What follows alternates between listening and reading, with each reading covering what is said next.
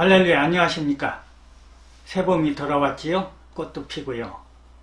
오늘은 본문 말씀을 가지고 너를 지키시는 하나님, 이런 제목으로 은혜를 받으려고 합니다.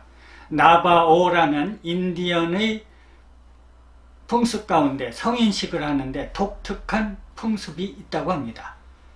그 성인식을 치를 아들을 깊은 산골에 아버지가 데리고 간대요. 그래서 큰 나무에다가 아들을 꽁꽁 묶어둬요. 전혀 탈출할 수가 없습니다. 그리고 아버지는 아들을 두고 떠나요. 그 아들은 하룻밤을 지내야 합니다. 그 깊은 계곡에서 얼마나 무서워요. 아무도 없는 곳, 조용한 곳, 깊은 밤이 찾아왔습니다. 깜깜해요. 혹시 어디서 부스락 소리라도 나면 머리가 쭈삣, 무서워요. 또 혹시 맹수가 나타나면 무방비 상태로 잡혀먹고 마는 거예요. 얼마나 무섭겠어요.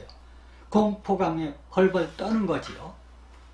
그런데 놀라운 것은 인디언 역사상 성인식을 치르다가 희생당하거나 피해당한 아들이 한 번도 없었다는 사실입니다. 무슨 이유일까요? 왜 이런 놀라운 일이 벌어졌을까요?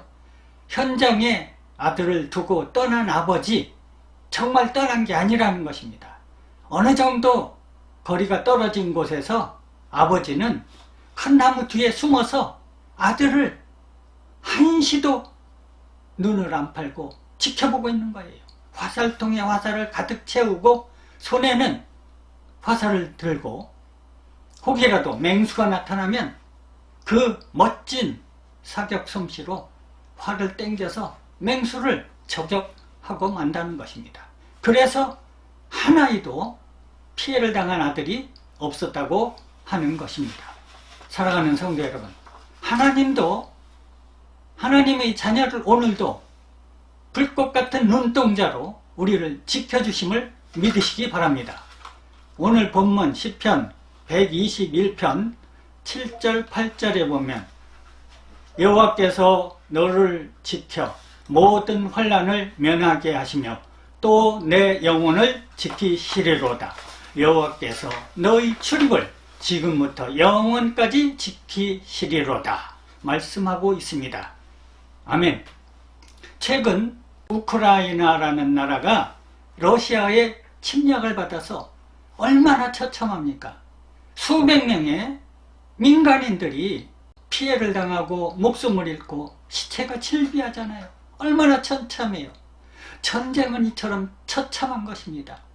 패배를 당하면 인권도 없고 자유도 없는 거예요. 우리나라도 예외는 아닙니다. 6.25라는 처참한 전쟁을 통해서 얼마나 큰 피해를 당했습니까? 6.25 잘 아시죠? 1950년 6월 25일 주일이었습니다. 새벽 4시에 북한군이 38선 전역에서 기습 남침을 가해왔어요. 38선에서 서울까지 45km라고 합니다. 하루에 15km씩 3일 만에 서울을 북한군이 점령하고 말았어요. 6월 28일 날 서울에 들어왔어요. 북한군이 서울에 들어오기 직전 6월 28일 새벽에 북한군의 남침을 저지하려고 한강에 당시 4개가 있었는데 한강다리가 한국군이 폭파시켰어요. 남하를 못하게. 그 당시 철교가 용산에서 노량진 가는 한강대교, 또 광진대교, 또 경부선 철교, 경인선 철교 이 4개가 있는데 다 폭파했다고요. 그래도 북한군이 계속 기세를 몰아서 남침을 해오면 한강 건너 넘어올 수가 있는데 무슨 이유인지 몰라도 북한군은 6월 28일부터 7월 1일 3일간 서울에서 더 남하하지 않고 대기를 하고 있었던 것입니다. 이 사이에 일본에 있던 메가더 사령관이 수원에 있는 공군 비행장에 비행기로 와서 전선을 시찰하고 일본으로 돌아갔어요.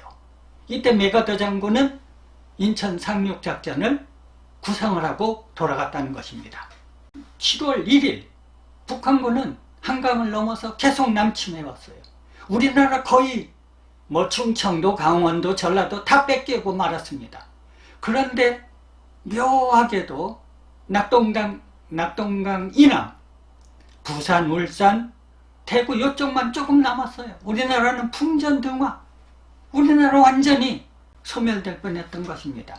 그런데 이러한 위기 속에서 3대 기적이 일어납니다. 첫째는 미군과 유엔군이 한국전에 참전하게 된 것입니다. 유엔이 처음 생기고 전쟁에 처음 참전한 것입니다. 이런 기적이 일어났어요. 둘째 기적은 그 당시 300만 한국 교회의 성도들이 목숨을 걸고 하나님께 기도를 했던 것입니다.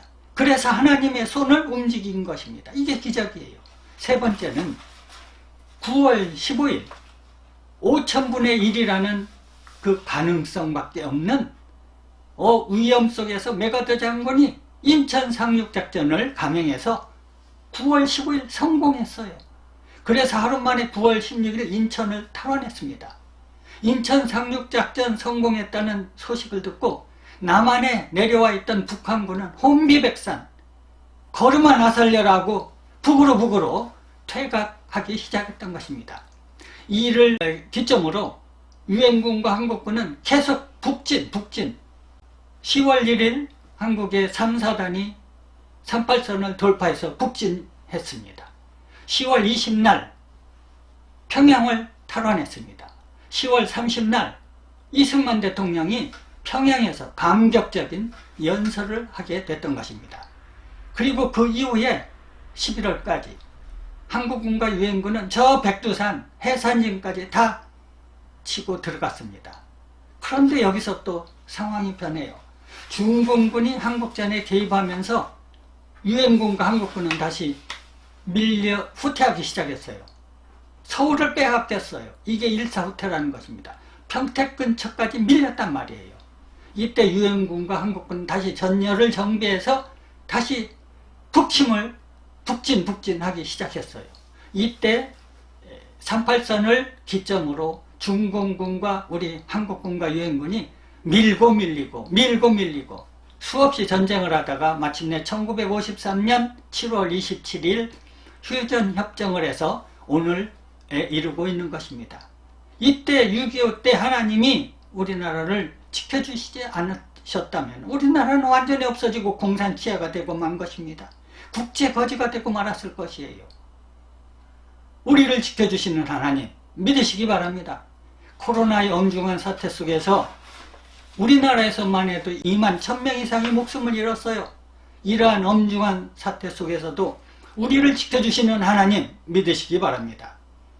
모쪼록 이제 코로나 사태가 사그러들고 있다고 하는데 산소망성교회는 5월 16일 월요일부터 예배를 드리려고 준비하고 있습니다. 모쪼록 이 엄중한 때에 살아계신 하나님, 우리를 지켜주시는 하나님 굳게 믿고 건강한 모습으로 산소망 예배가 재개되어서 만나는 축복이 함께 하시기를 예수님 이름으로 축원합니다.